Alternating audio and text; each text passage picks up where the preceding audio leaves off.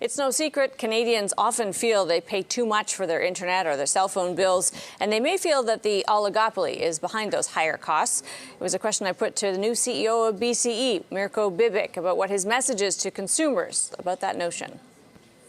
If our objective is to have the cheapest communication services in the world, or the G20 or the G8, I think that would be really bad public policy, because as I said at the very beginning, right, we're on the cusp here of a new era in communications, which is really going to power the Canadian economy writ large. So what you want is the highest quality networks if we want to be kind of a productive economy. You want the most coverage possible across the country. You want to connect all communities. And of course, you want affordable services and value for dollar paid. So those are the three really parameters that you need to look at. If you race for the bottom on price, you're not going to get quality and you're not going to get coverage. So that's the first thing.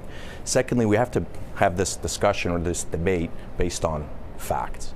And the facts are that prices are going down. And CRTC just released a report indicating that prices have gone down from 2017 to 2018 by 35%.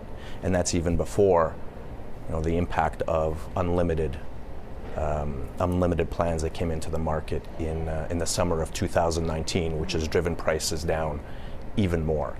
And then, with these pricing studies that compare Canadian prices to international prices, they never consider, sale prices. So at Black Friday or Boxing Week, you can go into a store and you can get tremendous value from your wireless operator. You can get a $400 gift card, you get a free Sonos player, you can get free AirPods. All these things add up to $300, $400, $500, $600 of value, which are never factored into these pricing studies. So we actually do have affordable prices, and the great thing is we have the best networks in the world and we have tremendous coverage. So those are the things we need to look at. We saw a real tension point on the wholesale pricing decision, which wasn't just a small discrepancy between what the carriers think it should be and what the CRTC said it will be. You're obviously appealing to Cabinet this decision. Any indication about when or what the government thinks so far about that? Because it's such a wide gap between the two positions. No, so we don't have any indication yet from government. They still have several months before their deadline comes up to make a decision. But that's just an example of the impacts of government decisions or regulatory decisions. If done right, they can actually propel investment and just kind of lead us on a path towards more productivity. Or if done wrong, it can have a massive negative impact on investment. We've seen it in Europe. When Europe regulators got very interventionist over 10 years ago, it set their networks back significantly. They used to be world leaders, now they're not. And so this decision is an example of that. So what the CRTC did is they're requiring us and other providers who build infrastructure to give access to resellers to our networks. As I mentioned, we spend $2 billion a year on fiber optic networks, and we were required to give access to resellers below our cost. So if you're going to be forced to give access to your leading networks below cost, it's clearly going to have an impact on how much you choose to invest going forward. There's no other option.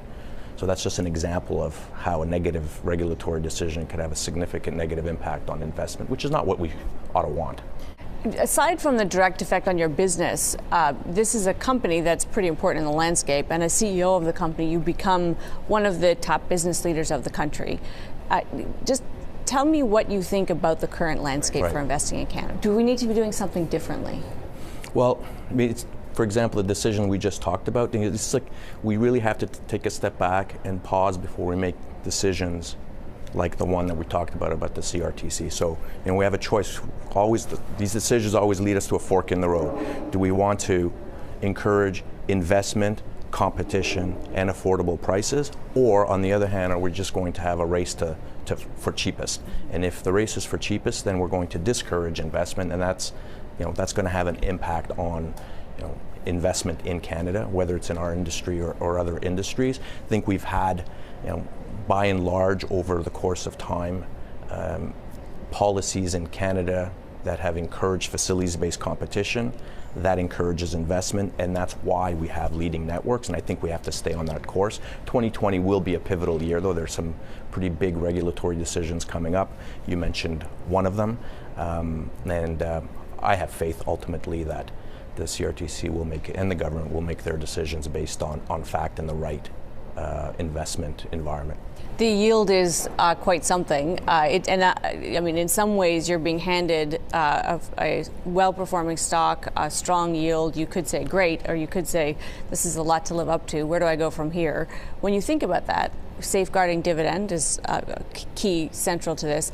While growing the business, while doing this big investment in the future, does that feel daunting in any way? No, because I just think of all the opportunity ahead. Like when we started our discussion, Amanda, if you think of the growth potential for the communications industry in our country with 5G, Internet of Things, and connected everything, the revenue growth is there. Tremendous potential. We have, we have a well-defined capital budget that will allow us to make the investments we need to continue to deliver innovative services on the best networks, and that'll allow us to grow the our free cash flow and support the dividend. So, it's good. I mean, I'm quite privileged to be leading this company. I'm quite privileged to have been here for the journey for over the last 10, 12 years. That's put us in the position to where we can seize on the opportunities that this next era of communications bring to us. It's hard not to wonder, on the one hand, the top job is an obvious, it's an obvious prize. Everybody near it must want it in some level. On the other hand, it's nice not to be the single final stop for everything. Was there any part of you that thought, maybe I don't need to do that job?